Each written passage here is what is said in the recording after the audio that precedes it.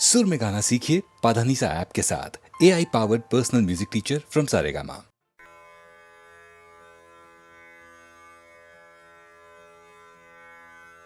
Dear friends, अपनी इच्छाओं पर विजय प्राप्त करना या अपनी डिजायर्स को कंट्रोल करना, अपने काम को वश में करना दुनिया में सबसे कठिन बताया गया है।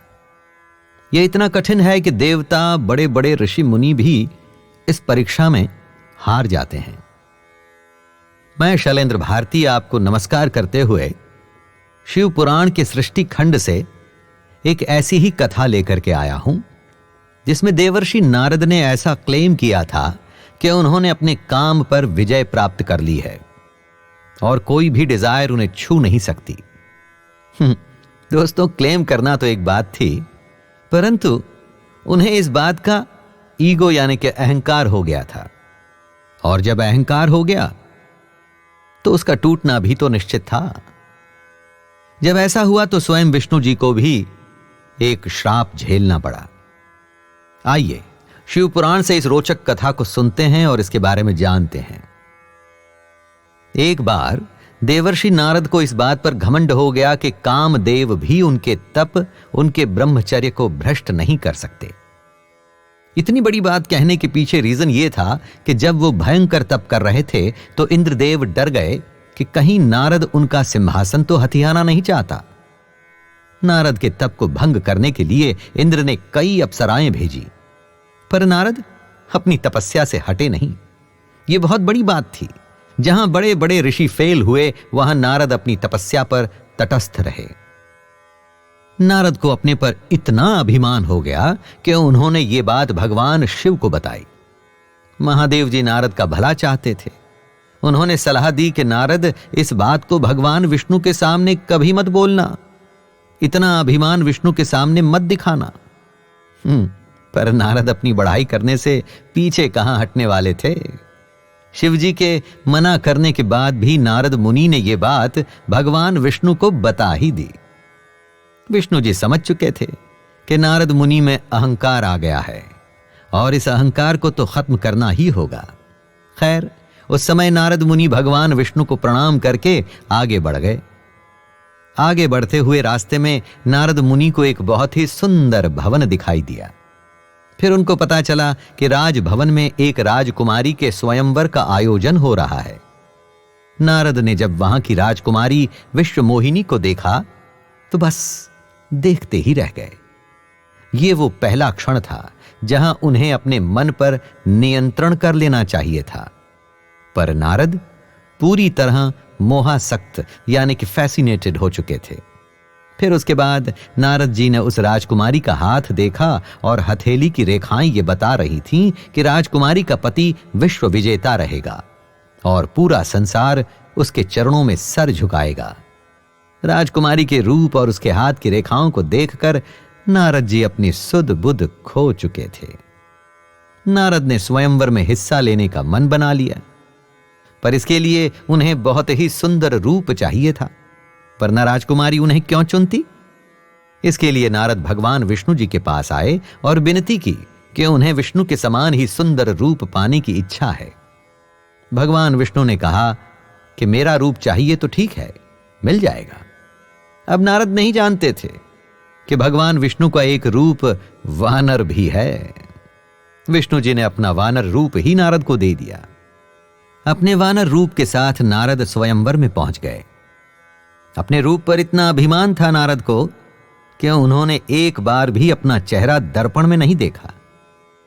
अब स्वयंवर में क्या हुआ, जरा यह सुनिएगा दोस्तों। राजकुमारी ने नारद को छोड़कर माला भगवान विष्णु के गले में डाल दी। नारद को समझ नहीं आया कि यह क्या हो गया। वैसे दोस्तों, जब आप मोह में होते हैं तो आप अपने सोचने समझने की शक्ति खो देते हैं। इतना ही नहीं, नारद के रूप पर उनकी खिल्ली भी बहुत उड़ी। जब सरोवर के पानी में नारद ने अपना चेहरा देखा तो उन्हें वानर दिखाई दिया। नारद क्रोध में आ गए। उन्हें लगा कि उनके साथ छल हुआ है। अपने क्रोध में उसी समय नारद ने भगवान विष्णु को श्राप दे दिया कि जैसे नारद एक स्त्री के लिए व्याकुल हो गए, वैसे ही विष्णु भी धरती पर एक स्त्री के लिए व्याकुल होंगे। इतना ही नहीं, जब विष्णु व्याकुल होकर धरती पर भटक रहे होंगे, उस समय वानर ही विष्णु की सहायता भी करेंगे। जो नारद को अपने साथ हुआ छल लग रहा था, वो असल में विष्णु जी की माया थी। जब माया का पर्दा हटा तो नारद जी को समझ में आया, विष्णु जी वो पति थे जो विश्व विजेता था, और वो राजकुमारी और कोई नहीं, स्वयं लक्ष्मी जी थी। माया के खेल में नारद जी कुछ भी समझ नहीं पाए थे, परंतु अब तो देर हो चुकी थी, श्राप दिया जा चुका था। वैसे देखा जाए तो टेक्निकली विष्णु जी गलत नहीं थे। नारद ने विष्णु जी का रूप मांगा था, अपना ही एक रूप जो वानर का था वो उन्होंने नारद को दे दिया। नारद को देवर्षि कहा जाता है। भयंकर तप तो उन्होंने भी किया था। जो श्राप उन्होंने दिया था वो खाली तो नहीं जा सकता था, और ऐसे ही दोनों ही श्राप फलीभूत हुए।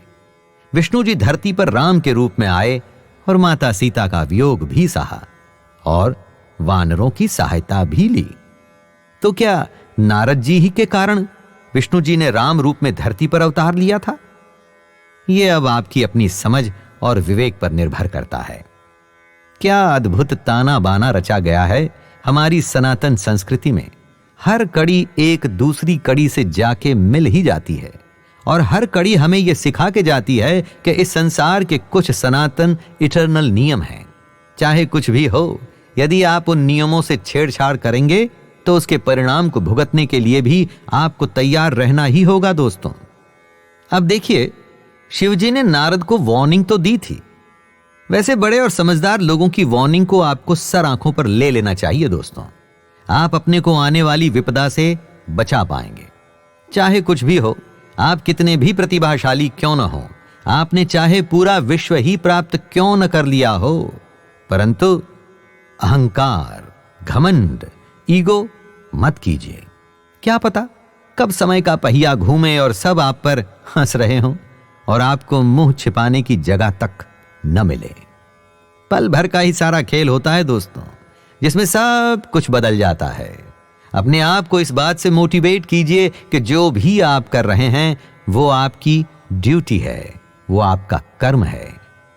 तब अहंकार अपने आप ही नहीं होगा और आप हमेशा जमीन से जुड़े रहेंगे, ग्राउंडेड रहेंगे। इसी के साथ मैं शैलेंद्र भारती आपसे आज्ञा लेता हूं। धन्यवाद।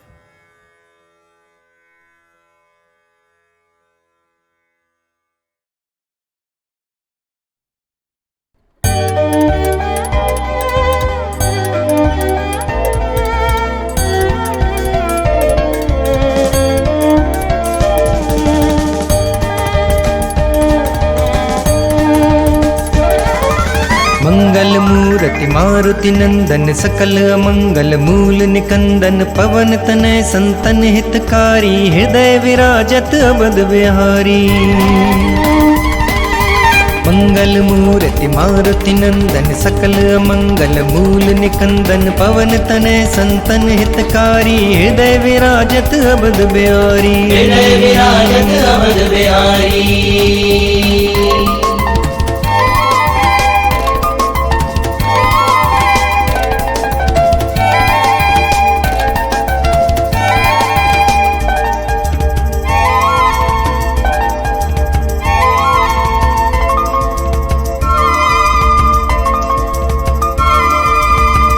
मातु पिता गुरु गणपति सारद सेवा समेत शंभु सुख नारद। मातु पिता गुरु गणपति सारद सेवा समेत शंभु सुख नारद। मंगल मूर्ति मारुति नंदन सकल अमंगल मूल निकंदन पवन तनय संतन हितकारी हृदय विराजत अवध बिहारी। हृदय विराजत अवध बिहारी। जय हनुमान जय, जय हनुमान जय, जय श्री राम जय, जय श्री राम जय। जय हनुमान जय, जय हनुमान जय, जय श्री राम जय, जय श्री राम जय। जय श्री राम जय, जय श्री राम जय, जय हनुमान जय जय हनुमान जय। जय श्री राम जय श्री राम जय हनुमान जय हनुमान। मंगल मूर्ति मारुति नंदन सकल अमंगल मूल निकंदन पवन तनय संतन हितकारी हृदय विराजत अवध बिहारी। हृदय विराजत अवध बिहारी।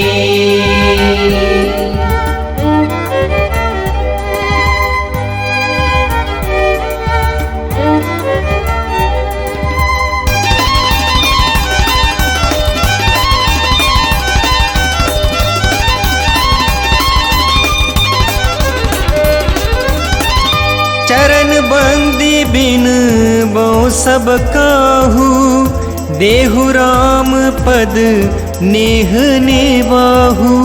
चरण बंदी बिन वो सब काहू देहु राम पद नेह निवाहू। मंगल मूर्ति मारुति नंदन सकल अमंगल भूल निकंदन पवन तनय संतन हितकारी हृदय विराजत अवध बिहारी। हृदय विराजत अवध बिहारी। जय हनुमान जय जय हनुमान जय। जय श्री राम जय श्री राम जय। जय हनुमान जय हनुमान जय श्री राम जय श्री राम जय। जय श्री राम जय श्री राम जय हनुमान जय हनुमान जय।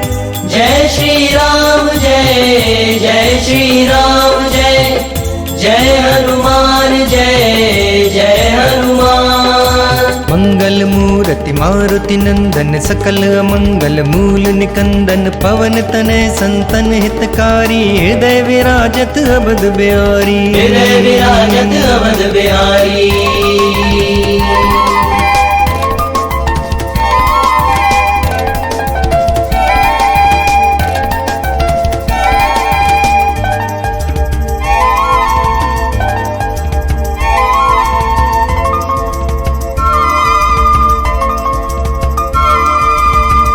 बंदो राम लखन वैदेही जे तुलसी के परम सनेही। बंदो राम लखन वैदेही जे तुलसी के परम सनेही। मंगल मूर्ति मारुति नंदन सकल अमंगल भूल निकंदन पवन तनय संतन हितकारी हृदय विराजत अवध बिहारी। हृदय विराजत अवध बिहारी। जय हनुमान जय हनुमान जय श्री राम जय श्री राम जय। जय हनुमान जय हनुमान जय श्री राम जय श्री राम जय। जय श्री राम जय श्री राम जय हनुमान जय हनुमान जय। जय श्री राम जय श्री राम जय हनुमान जय हनुमान।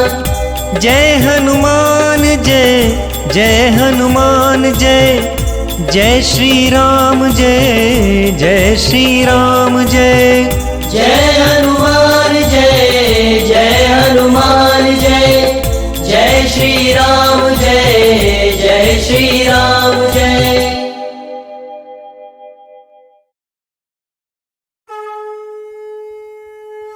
निश्चय प्रेम प्रतीत ते विनय करे सम्मान तेहि के कारज सकल शुभ सिद्ध करे हनुमान। जय हनुमंत संत हितकारी सुन लीजय प्रभु अर्ज हमारी जन के काज विलंब न कीजय आतुर तोरी महासुख दीजय। जैसे बुद्धि सिंधु मही पारा सुरसा बदन बैठ विस्तारा आगे जाए लंकिनी रोका मारे उलाद गई सुरलोका। जाय विभीषण को सुख दीन्हा सीता निरति परम पद लीन्हा माधु जाय संग मह बोरा अति आतुर जम कातर गोरा। अक्षय कुमार मारी संहारा लोभ लपेटी लंक को जारा लाभ समान लंक जल गई जय जय धनि सुरपुर नभ भई। कृपा करहु अंतर्यामी जय जय लखन प्राण के दाता आतुर वै दुख करहु निपाता जय हनुमान जय त्रिपुर सागर सूर समूह समर्थ भटनागर ओम हनु हनु हनुमंत हठीले वैरी मारु वृक्ष की कीले ओम ह्रीं ह्रीं हनुमंत कपीसा ओम हुं हुं हनु हरिगुर सीसा जय अंजनी कुमार बलवंता शंकर सुमन वीर हनुमंता वदन कराल काल कुल धालक राम सहाय सदा प्रतिपालक भूत प्रेत पिशाच निशाचर अग्नि पिताल काल मारी मर मारो तो शपथ राम की राखो रात मर जात नाम की सत्य हो हरि शपथ पाई के राम दूत धर्मार भाई के जय जय जय हनुमंत अगाधा दुख पावत जन के अपराधा पूजा जब तपने माचारा नाही जनक कछुदास तुम्हारा बल उपवन मग गिरि गिरि माही तुम्हारे बल हो डरपत नाही जनक सुता हरिदास कहावो ताकि शपथ विलंब न लावो जय जय जय धुनि होत आकाशा सुमिरत होय तो सह दुख नासा चरण पकड़ कर चोरी मनावो एहि अवसर अब के गो नामो रोड चल तुम्हि राम दुहाई पाए परो कर चोरी मनाई ओम चम चम चम चपल चलंता ओम हनु हनु हनु हनु हनुमंता ओम हं हं हं तेज कपि चंचल ओम सम सम स्वामी प्राणे खलदल अपने जन को तुरंत उबारो सुमिरत होय आनंद हमारो यह बजरंग बाण जय मारे ताहि कहो फिर कवन उबारे पाठ करे बजरंग बाण की हनुमत रक्षा करे प्राण की यह बजरंग बाण जो जापे कास में भूत प्रेत सब कापे धूप दे जो जपे हमेशा ताके तन नहीं रहे कलेसा और प्रतीत दृढ़ शरण है पाठ करे धरि ध्यान बाधा सब हर करे सब काम सफल हनुमान। खुदा जब हुस्न देता है नज़ाकत आ ही जाती है, कदम गिन गिन के पड़ते हैं, कमर लचकाई जाती है। तो मैं क्या कह रहा था कि दिल तेरा दीवाना गाना सुनकर आपका दिल दीवाना हुआ, मजा आया। अब ये गाना आपने देखा अभी कल के लोगों के पसंदीदा कलाकार शम्मी कपूर के ऊपर। अब आप देखेंगे यही गाना आज के लोगों के पसंदीदा कलाकार पे ही नहीं बल्कि शत्रुघ्न सिन्हा के पसंदीदा कलाकार पे भी। और वो कलाकार है आपका और मेरा, हम सबों का अपना। नहीं, कहानी में थोड़ा ट्विस्ट है, इतना जल्दी नाम बताना, राज खोलना कहानी के लिए ठीक नहीं होगा। सो बेहतर है इससे पहले कि मैं उसका नाम बताऊं, आप उसे देखिए, परखिए, उसकी बातचीत सुनिए। हाथ कंगन को आरसी क्या मुखातिब। दोस्तों, मुझे सबसे बड़ी खुशी इस बात की रही है कि इस कैसेट का पहला गाना मैंने किया। मुझे खुशी इस बात की है कि मास्टर जी ने मुझे एक ऐसे कैसेट में चांस दिया काम करने का, जिस कैसेट में ऐसे ऐसे कलाकार, ऐसे ऐसे आर्टिस्ट काम कर रहे हैं जिन लोगों की टिकटें मुझे एक वक्त ब्लैक में भी नहीं मिलती थी। मेरे लिए बहुत खुशकिस्मती की बात है कि उन लोगों के बीच आज मैं हूँ, क्योंकि मैं बहुत डर रहा था, सोच रहा था कि मैंने तो 4 घंटे में किया है गाना मास्टर जी का, जिस हिसाब से मैं करता हूँ और इस हिसाब से मैं वक्त निकाल सकता हूँ। तो मुझे बहुत डर लग रहा था कि मैं कैसा करूँगा, लेकिन मुझे घर वालों ने मेरे कहा कि तुम तो बहुत खुशकिस्मत हो कि इन लोगों के बीच तुम खड़े तो हो कम से कम। और जिन लोगों के रिकॉर्ड डांस करते करते आज मैं गोविंदा बन गया, जैसे कि मिथुन दा, उनका रिकॉर्ड डांस करते करते मैं गोविंदा बन गया। जीतू भाई है, बहुत बड़ी बात की तुमने यार, लोगों को ये बता दिया कि मैं वही हूँ, गोविंदा ही हूँ। अभी अभी आपने गोविंदा को देखा। गोविंदा बड़ा ही खूबसूरत कलाकार है, मुझे बहुत ही पसंद है। और गोविंदा सिर्फ मेहनती कलाकार ही नहीं बल्कि बहुत अच्छा डांसर है, फाइटर है, बड़ी सारी खूबियां उसमें। गोविंदा के साथ कैसे किमी काटकर आकर गाने में जान डाल दी। किमी लड़की सिर्फ शक्ल से ही नहीं बल्कि अकल से भी बड़ी खूबसूरत है। गोविंदा को पसंद है, आप लोगों को पसंद है ही, आपस की बात है, मुझे भी बहुत पसंद है। क्या किया जाए। और आपने ये महसूस किया होगा जब जब किमी काटकर गोविंदा के साथ आती हैं तो कुछ सोने पे सुहाना नहीं, सोने पे सुहागा रंग चढ़ता है। खैर चलिए आगे बढ़ते हैं, लेकिन सितारों से आगे जहां और भी हैं, अभी तो देखिए आगे आगे होता क्या है। दोस्तों, मैं नया आया था इंडस्ट्री में, मेरी पिक्चर रिलीज भी नहीं हुई थी, जिस फिल्म का नाम था बॉबी। और नया आया पिक्चर हम कर रहे थे, याद है, रफू चक्कर, कश्मीर में। और कश्मीर आने के बाद मैंने पहला गाना किया वो इंडोर में। अच्छा, ये एक सीक्रेट है, इन्होंने मुझे लड़का ही नहीं लड़की बना कर उन्होंने नचाया है। फिल्म रफू चक्कर में मैं लड़की बना रहा था, उन्होंने गाना किया था, वो चुक चुक बॉम्बे से बड़ा था, बहुत अच्छा था। मास्टर जी की हमने क्यों ये पिक्चर, ये क्या है, अमर अकबर एंथनी, वो कव्वाली जो आपने करवाई थी। दोस्तों, आज तक, आज की तारीख में भी मैं जब भी अपने शो करता हूँ, मैं शो में वो अपना एक गाना जरूर शामिल करता हूँ, वो थी अमर अकबर एंथनी की कव्वाली, पर्दा है पर्दा। राजेश खन्ना के बारे में क्या कहा जा सकता है। वो तो ऐसी हस्ती है जिसे अगर आप भुलाना चाहें भी तो नहीं भुला सकते। Style king, superstar Rajesh Khanna. Rajesh Khanna से हमारा रिश्ता, या हमारे रिश्ते के शीर्षक को आप कह सकते हैं दुश्मन दोस्त। कुछ दुश्मन दोस्त की हालत रही है हम दोनों के बीच। शुरू शुरू में वो मुझसे बातचीत नहीं करते थे, बोलचाल बंद थी हमारी, उसके बाद हम दोस्त बन गए, और दोस्ती कराने में जिनका सबसे महत्वपूर्ण हाथ है वो वही हैं जिनके लिए मैं अभी आपसे बातचीत कर रहा हूं, श्रीमान कमल जी। उन्होंने हम दोनों के बीच में दोस्ती कराई। मुमताज की अपनी जगह है, वो जो जगह खाली करके गई थी वो आज तक कोई नहीं भर सका, और मेरा अपना ख्याल है कि आने वाले सालों में भी मुमताज़ की अपनी जगह बनी रहेगी। एक बात और कहना मैं बहुत ज़रूरी समझता हूँ, आप तमाम लोगों को हाजिर नाजिर जानकर जो कह रहा हूँ सच कह रहा हूँ, सच के सिवा कुछ नहीं कह रहा। और सच ये है कि मेरी ज़िंदगी में अगर किसी हीरोइन का मुझ पे कुछ एहसान रहा है, किसी हीरोइन ने अगर मुझ पे एहसान किया है मेरे संघर्ष के दिनों में, मुझे कुछ फिल्में दिलवाने में, उन फिल्मों में से एक खिलौना भी थी, मशहूर फिल्म खिलौना, तो वो हीरोइन है मुमताज़, जिसका मेरे ऊपर बहुत योगदान रहा है, एहसान रहा है, और मैं मरते दम तक उसके एहसान को नहीं भुला सकूंगा, उसकी कीमत नहीं चुका सकूंगा। Long live Mumtaz.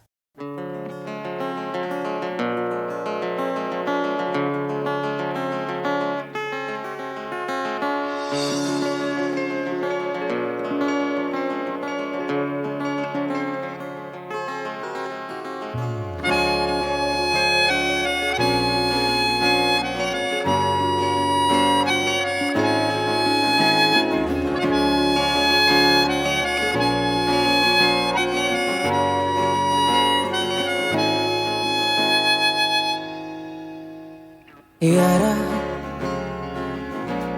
ये कैसी दोस्ती है यारा, तू दूर पर यही है, हंसता मैं यूं ही पर खुशी क्यों नहीं, सच बता क्या याद ये तेरी है यारा, तेरी ही दोस्ती है यारा, जो आँख में नमी है।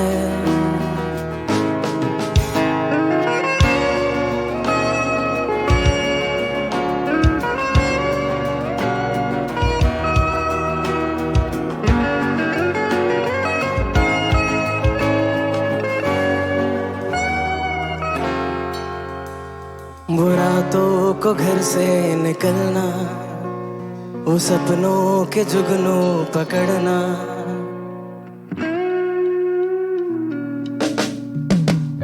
बुरातों को घर से निकलना, वो सपनों के जुगनू पकड़ना, वो धुओं के छल्ले बना के उड़ाना, वो सड़कों पे सुबह सजाना, वो चाय की चुस्की में सदियों की बातें, वो मस्ती में भीगी सी बातें, मांगू मैं बस यही, चल चले हम कहीं धड़कने।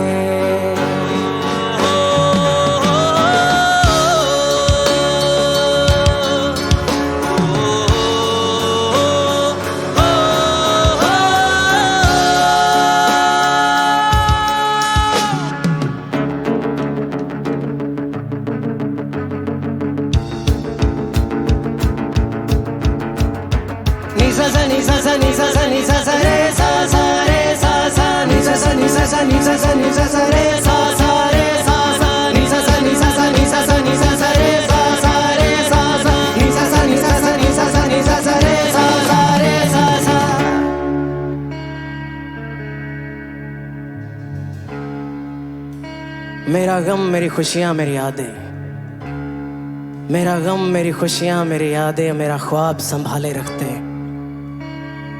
अपना दर्द छुपाकर मुस्कानों में, अपना दर्द छुपाकर मुस्कानों में, मुझको मेरे यार संभाले रखते हैं।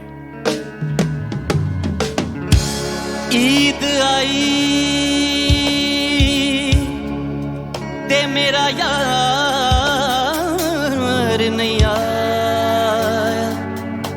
तेरा रब्बा खैर होवे ओदे दम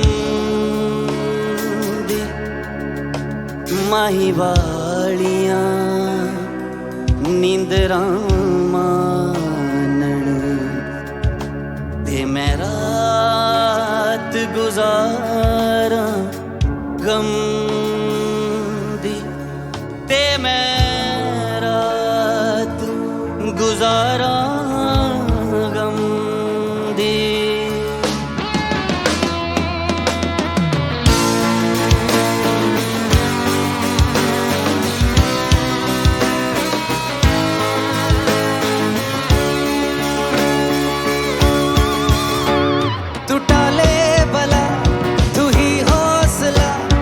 किस्मत से मुझको तो फिर से मिला, तू है दूर क्यों यही है खला, अलग जा गले मुझको देना रुला, तू जो है पास पे गम भी लगे है हंसी, तू है तो दुआ सी जिंदगी है यारा, तेरी ही दोस्ती है यारा, जो बदली ना कभी है यारा।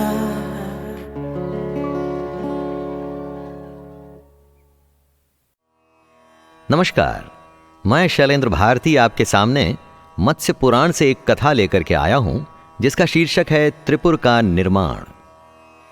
दोस्तों, शिवजी को त्रिपुरारी के नाम से तो आप जानते ही हैं और ये भी जानते होंगे कि क्योंकि उन्होंने दैत्यों के त्रिपुर नाम के नगर को नष्ट किया था, इसीलिए उन्हें त्रिपुरारी कहा जाता है। पर क्या आप ये जानते हैं कि ये त्रिपुर नगर बना कैसे था? आज की हमारी मत्स्य पुराण की महान कथा में आर्किटेक्चर है, दृढ़ निश्चय है, शिवजी से टकराने का साहस है और अंत में सबसे बड़ी बात है कि जब आपका काल आता है तो आप कुछ नहीं कर सकते। तो आइए कथा सुनते हैं। मैं नाम का एक बहुत ही बड़ा मायावी दैत्य था। उसे कई मायावी विद्याएं आती थीं, पर इन सब विद्याओं के बाद भी जब वो बार बार देवताओं से हार जाता था तो तब उसे समझ में आया कि जो भी उसके पास है उससे बात नहीं बनेगी। ऐसा सोचकर वो एक भयंकर तपस्या में लग गया। इस बार उसका इरादा बहुत बड़ा था, जैसा न किसी ने सोचा था और न ही सुना था। माय की घोर तपस्या को देख उसके साथ कई और राक्षस भी शामिल हो गए।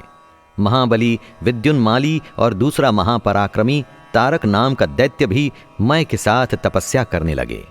उन्हें देखकर उस समय ऐसा लगता था कि 3 अग्नियां तपस्या कर रही हों। जब ठंड आती तो तीनों राक्षस पानी में खड़े होकर तपस्या करते, और जब गर्मी आती तो ये पंचाग्नि के ताप में तपस्या करते, और बारिश के समय में ये खुले मैदान में तप करते। अपने शरीर का इन तीनों को कुछ भी ध्यान नहीं था। ये बस फल, फूल और पानी पर ही जीवित थे, और जब कुछ नहीं मिलता तो भूखे ही तपस्या करते।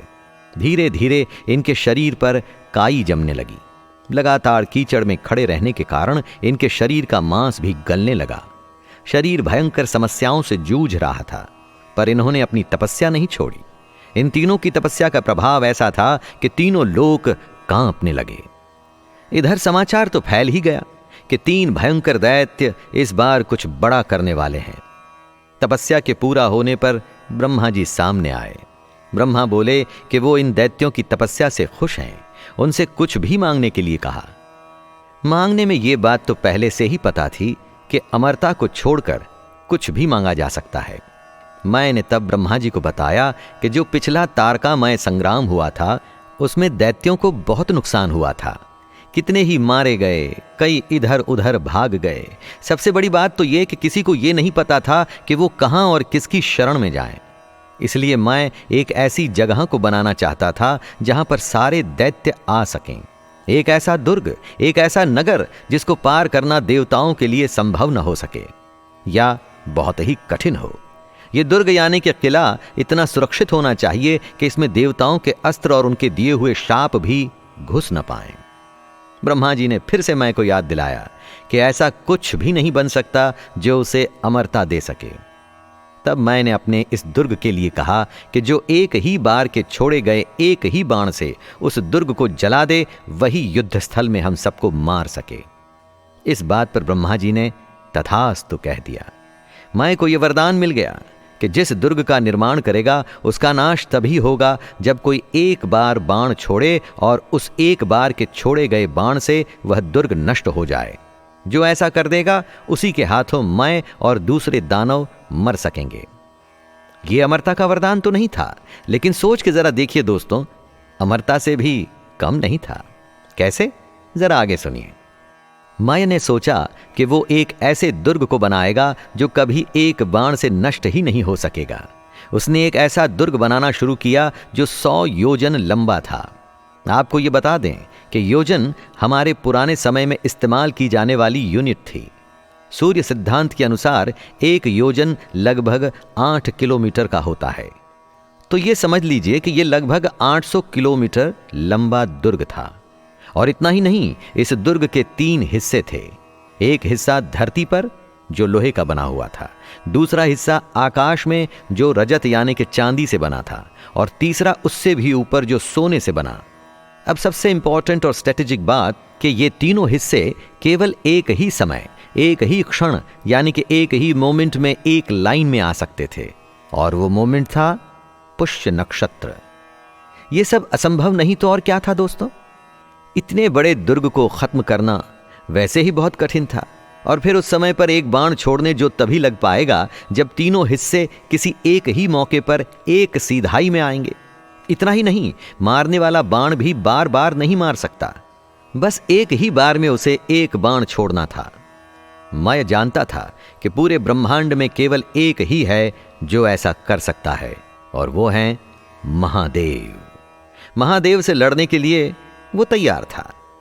खैर, आगे जो हुआ वो आप जानते ही हैं। शिवजी ने इस त्रिपुर को नष्ट किया और फिर से धर्म की स्थापना की। खैर, हमारी जो कथा है वो दैत्यों के सोच की है, उनकी सोच की उड़ान की है। उन्होंने एक ऐसा किला बनाया जिसे भेदना ऑलमोस्ट इम्पॉसिबल था। अब जब महादेव जैसा आपका शत्रु हो तो आप काल के मुंह में तो जाओगे ही, पर जब आप इस युद्ध के बारे में और पढ़ेंगे तो जानेंगे कि महादेव के लिए भी इस दुर्ग को भेदना आसान नहीं था। सोचिए कितना महान दुर्ग होगा कि इसके अंत होने पर शिवजी का एक नाम त्रिपुरारी पड़ गया। चाहे दैत्य ही सही, पर उनके द्वारा इस तरह की गई प्लानिंग की हमें तैयारी की वैल्यू बताती है दोस्तों। तैयारी आने वाले संकट की, तैयारी आने वाले चुनौती की, और तैयारी जीवन के अगले आने वाले काम की। जब हम भी अपने जीवन में प्लानिंग करें तो वो भी ऐसी ही होनी चाहिए, जिसे कहते हैं ऑलमोस्ट इम्पॉसिबल टू फेल, यानी कि आपकी उस बनाई योजना में गलती की संभावना लगभग 0 हो जाए। उसके बाद जो हो वो महादेव पर छोड़ दीजिए। आइए इसी बात के साथ मैं शैलेंद्र भारती आपसे आज्ञा लेता हूं। नमस्कार।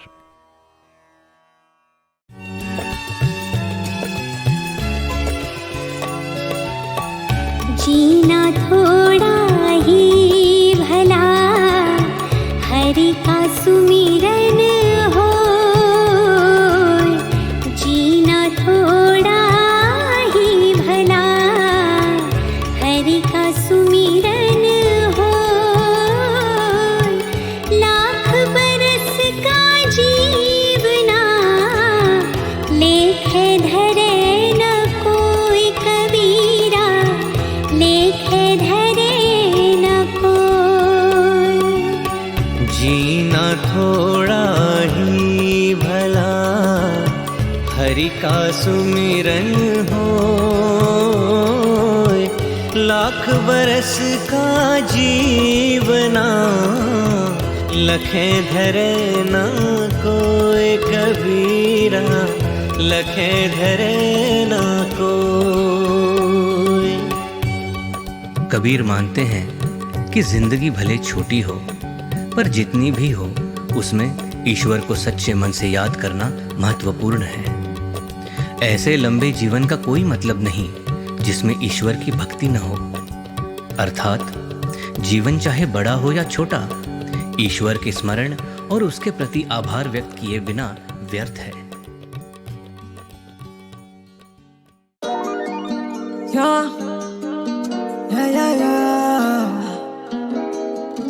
बता दे तू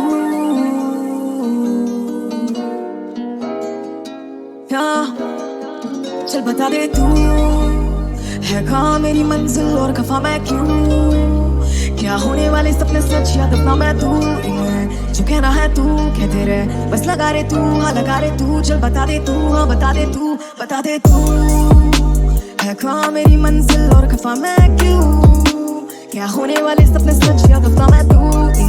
जो कहना है तू कहते रहे, बस लगा रे तू, हाँ लगा रे तू। बता दे तू, हाँ बता दे तू। या बड़े बड़े सपने देखे नहीं अपने मेरे, जो भी दफनाना चाहते हैं सपने मेरे। पैसों के पिंजरों में सपने कैद काटे, झूठे रिश्ते ना कि झूठे रिश्तों के लिए काटे कभी नस से मैंने जिसके मैंने दर्द को झेला, फिर दर्द को ही दे दिया दर्द मैंने। क्योंकि मर्द हूँ मैं बे, ढूंढ तू है, ढूंढ तुझे नूर तू है, तेरे बिना सुकून कहाँ? तू है मेरा मैं हूँ तेरा, फिर तू रूठ के गिर मुझसे दूर यहाँ। तू है मिला जब भी गाना लिखा, जिसे धूप में मुझको छाओ मिला, तेरे सिवा मेरा कौन है यहाँ? हाँ बता दे तू है कहाँ मेरी मंजिल और खफा मैं क्यों? क्या होने वाले सपने सच या दफना मैं तू? जो कहना है तू कहते रहे, बस लगा रे तू, हाँ लगा रे तू। चल बता दे तू, हाँ बता दे तू, बता दे तू है कहाँ मेरी मंजिल और खफा मैं क्यों? क्या होने वाले सपने सच या दफना मैं तू? जो कहना है तू कहते रहे, बस लगा रे तू, हाँ लगा रे तू। बता दे तू, हाँ बता दे तू। मेरी मौत उसी दिन जब ये सपना सिर्फ रह जाएगा सपना। मेरा सपना की धर्म और जात के वजह से यहाँ लोग मारे, किसी का भी हक ना। मेरा सपना की जल जाए वो रेपिस्ट जिसने तोड़ा उस नन्ही बच्ची का सपना। मेरा सपना की हर एक गरीब के पास हो उसका बिस्तर जाते के वो सपना। घर का मैं बड़ा लड़का ना कि लड़का मैं बड़े घर का, जहाँ सपनों की खेती ना होती वापिस समझ के मुझे देना दफना। हो जाऊंगा मैं अमर उस दिन जब खिल के मैं आऊंगा दुगना। लोगों के तानों से निकाली रातों से लड़के हैं मिलती सफलता। नहीं देख सकता माँ को करते हुए काम किसी और के घर का, नहीं देख सकता बाप के सर पे साला कर्जों का बोझ और चलाते हुए दिन रात रिक्शा। ले आऊंगा मैं वापस तो गिरवी चेन, संभाला मुझे हक से है घर का खर्चा। कल सूरज नहीं उगे नहीं है चिंता, क्योंकि घर को रोशनी देने की मैं रखता क्षमता। जो तुम मेरा हक बता दोगे मैं सारा मेरा वक्त लुटा दूंगा। जो कला मेरी संग रहेगी तू सितारे सारे तोड़ लाऊंगा। मैं चला वहाँ कोई नहीं चलाता, जहाँ मैं खड़ा जहाँ कोई भी नहीं खड़ा वहाँ। मैं आ रहा हूँ जैसे कोई भी नहीं आ सका, मैं गिरा जहाँ खुद से मैं मिला वहाँ। चल बता दे तू है कहाँ मेरी मंजिल और खफा मैं क्यों? क्या होने वाले सपने सच या दफा मैं तू? जो कहना है तू कहते रहे, बस लगा रे तू, हाँ लगा रे तू। चल बता दे तू, हाँ बता दे तू, बता दे तू। सर्वधर्मान् परित्यज्य मामेकं शरणं व्रज, अहं त्वा सर्वपापेभ्यो मोक्षयिष्यामि मा शुचः। अपना अहंकार, अपने होने का भाव, अपना अस्तित्व सब कुछ भूलकर बस अपने को कृष्ण की शरण में डाल देना है। ऐसा ही कृष्ण कहते हैं। अपने धर्मों को यानी कि अपने संपूर्ण कर्तव्य कर्मों को कृष्ण को सौंपकर सिर्फ उस सर्वशक्तिमान सर्वाधार परमेश्वर की ही शरण में जाना है। कृष्ण कहते हैं, हे अर्जुन, मैं तुझे संपूर्ण पापों से मुक्त कर दूंगा, तू शोक मत कर। दोस्तों, जब आप कृष्ण की शरण में चले गए यानी कि उनके कहे अनुसार चलने लगे, तो फिर आपके शोक आपके न होकर कृष्ण के हो जाते हैं। उनका यही कहना है कि वो हर शोक को दूर कर देंगे।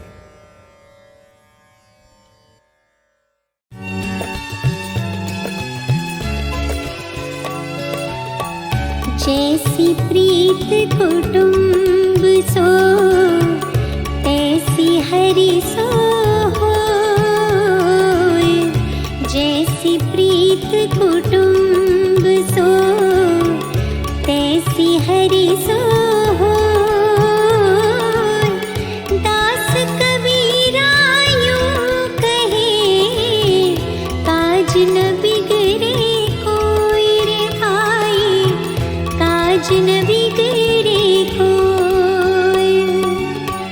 जैसी प्रीत कुटुंब सो तैसी जैसी हरि सो होय। दास कबीरा यूं कहे, काज न बिगड़े कोई रे भाई, काज न बिगड़े कोई। कबीर मानते हैं कि व्यक्ति जैसे अपने परिवार के सदस्यों से प्रेम करता है, वैसा प्रेम अगर वो ईश्वर से रखेगा तो जीवन में उसके साथ कभी कुछ गलत नहीं होगा और उसके हर काम बनेंगे।